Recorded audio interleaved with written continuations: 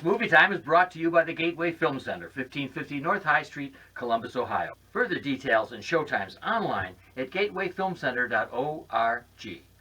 The award-winning It's Movie Time is produced by John DeSando. Listen to the shows and read reviews online at WCBE.org. I'm John DeSando. I'm Hope Madden. And this is It's Movie Time. All right, Hope. We're right on top of this one. That's right. Sicario.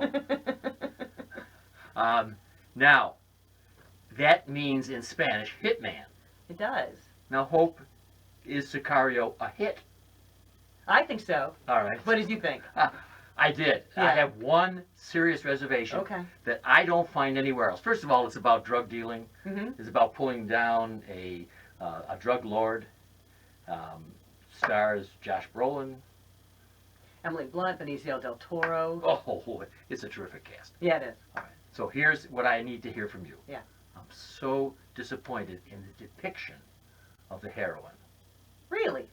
Not in Emily Blunt, No. who is terrific. I don't think I should get Lara Croft, but she seemed to me to be perplexed and almost on the verge of tears in much of what was happening. And her seduction disappointed me, What am I missing? I think that maybe you wanted a less flawed character than when you got. I did feel like at a certain point she would have to. So she plays. She's on a hostage task force, and she's being elevated to this sort of very vaguely defined task force that's meant to bring down a drug cartel that's based in Mexico. And she's, and it's funny because she's not vice, she's not drugs, she's hostage. So it's a very goal-oriented, positive, justice-directed kind of a position that she had, and she's moved into something murkier, and she can tell that there's something unseemly about it that they're not explaining to her. And she wants to take part because she wants to take down the people who recently killed somebody on her team. On the other hand, she knows that this is just not right. There's something just not right about it. So I think she's our point of view character, where we crave justice, we crave law and order.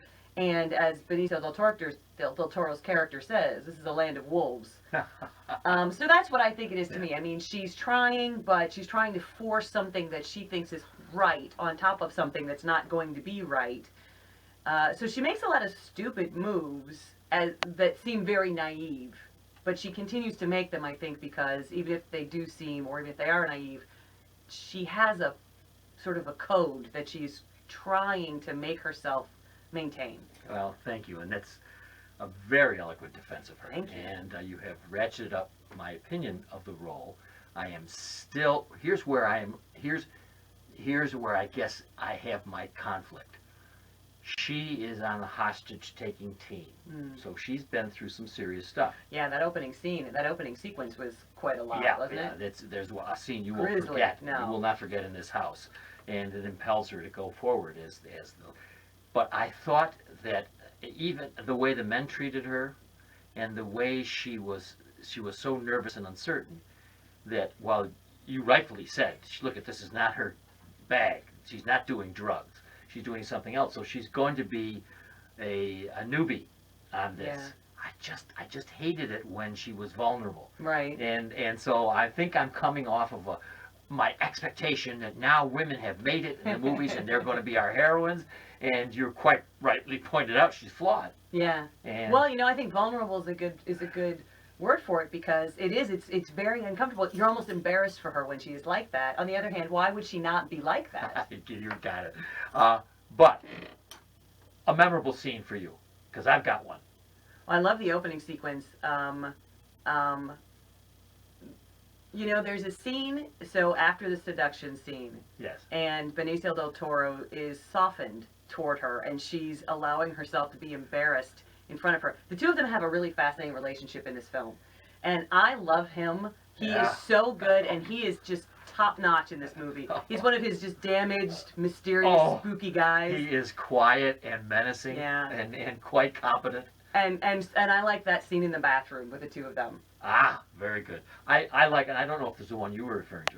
My favorite is the SUVs, the Chevys going through, Oh, yeah. going across the border. Yeah. I thought there was an element of suspense on that. Yeah. And they have a point of view where you're looking, where they've got the guns and they're panning the streets, looking for everything. Yeah. And I thought this was, and it's an extended Yeah. sequence. It is. But I thought it was very fine. It's exactly the way I would feel if I were with them. And I was mentioning to Hope that I lived in Tucson for a while, and I would go down south of the border, and it was always a kind of mystery then.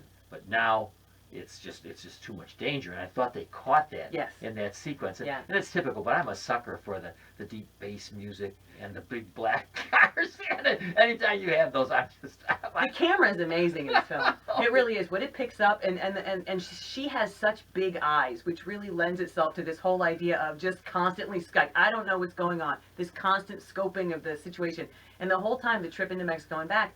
You know, you just see, without a real close-up, you see, you know, missing persons posters on the wall. You see then graffiti, then guys playing basketball, then bodies hanging. And then it's just the way they just circle everything, and they're trying to take it all in, and it's just such a jarring mixture of images. It's just gorgeously and terrifyingly filmed. And I thought that the desert, as I know it, was captured perfectly. Yeah. Its heat, its danger.